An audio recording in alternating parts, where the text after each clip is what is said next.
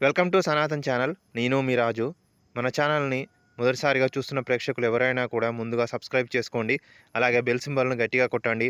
Bell సింబల్‌ను గట్టిగా కొట్టడం ద్వారా నేను చేస్తున్న లేటెస్ట్ వీడియోలు మీకు అప్డేట్ నోటిఫికేషన్ లాగా వస్తా ఉంటాయి. ఈరోజు మీకు నేను చెప్పాలనుకున్న విషయము మనము గాలిలో ఎగురుతున్నటువంటి విమానాలు రైట్ సోదరులు తయారు చేశామని మనం అనుకుంటున్నాము.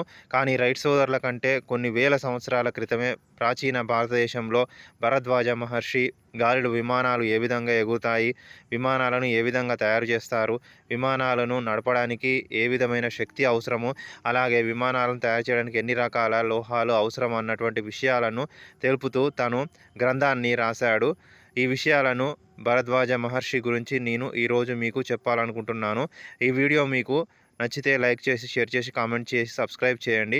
అలాగే మీరు ఎప్పుడైనా కూడా ప్రాచీన భారతదేశంలో ఉన్న భరద్వాజ మహర్షి గురించి మీకు తెలిస్తే నాకు కామెంట్ సెక్షన్లో తెలియచేయండి.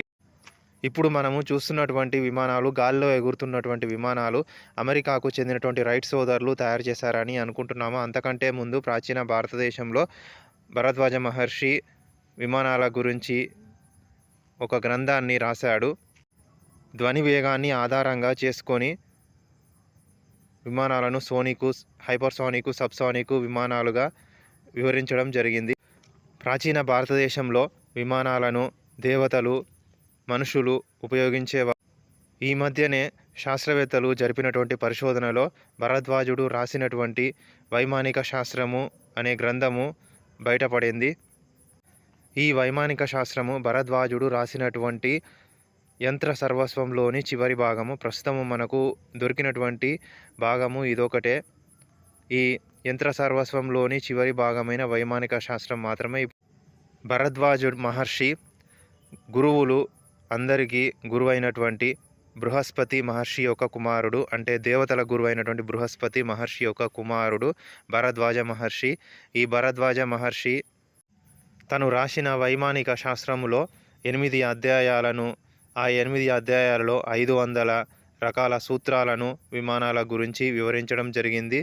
ఈ యంత్ర సర్వస్వంలో విమాన శాస్త్రము చివరి భాగం. భరద్వాజ మహర్షి తను రాసిన యంత్ర సర్వస్వములో కొంతమంది విమాన శాస్త్రానికి సంబంధించిన శాస్త్రవేత్తలను వివరించడం జరిగింది. అలాగే వాళ్ళు రాసినటువంటి యంత్ర శాస్త్రాలకు సంబంధించిన వివరాలను కూడా వివరించాడు. అలాగే భరద్వాజ మహర్షి తను రాసిన యంత్ర సర్వస్వంలో 32 రకాల విమానాలను గురించి వివరించాడు. భరద్వాజ మహర్షి విమానాలను 3 యుగాలలో 3 రకాల విమానాలను వివరించాడు.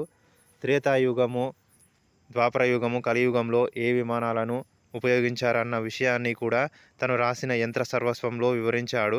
అలాగే కలియుగంలో భరద్వాజ మహర్షి 25 రకాల విమానాలను ఉపయోగించారన్న విషయాన్ని కూడా భరద్వాజ మహర్షి వివరించాడు.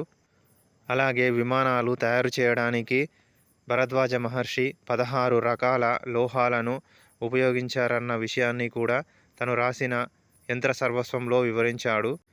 విమానాలను నడపడానికి కావలసినటువంటి విద్యుత్ శక్తిని ఆమ్లాలు, క్షారాలను చర్య పొందించడం ద్వారా రసాయనిక శక్తిని ఉత్పత్తి చేసి, రసాయన విద్యుత్తును ఉత్పత్తి చేసి విమానాలు నడపవచ్చునని, ఆ విమానాలను నడపడానికి కావలసినటువంటి శక్తిని తయారు చేసే పద్ధతిని రౌద్ర దర్పణము అనే పద్ధతిని కూడా వివరించాడు. ఆనాడు భరద్వాజ మహర్షి వివరించినటువంటి ఎన్నో రకాల విమానాలను మనము ప్రస్తుతము చూస్తున్నాము.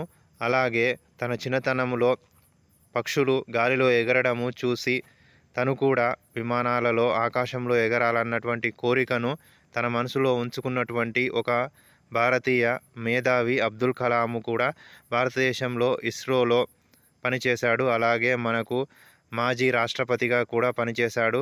అలాంటి ఆదర్శ మూర్తి అయినటువంటి అబ్దుల్ కలాం గారు కూడా చేసినటువంటి ప్రయోగాలకు మూలము మన ప్రాచీన భారతదేశంలో ఉన్న భరద్వాజ మహర్షి రాసిన యంత్ర సర్వస్వమే మూలము. వీడియో మీకు నచ్చితే లైక్ చేసి, షేర్ చేసి, కామెంట్ చేసి, సబ్స్క్రైబ్ చేయండి.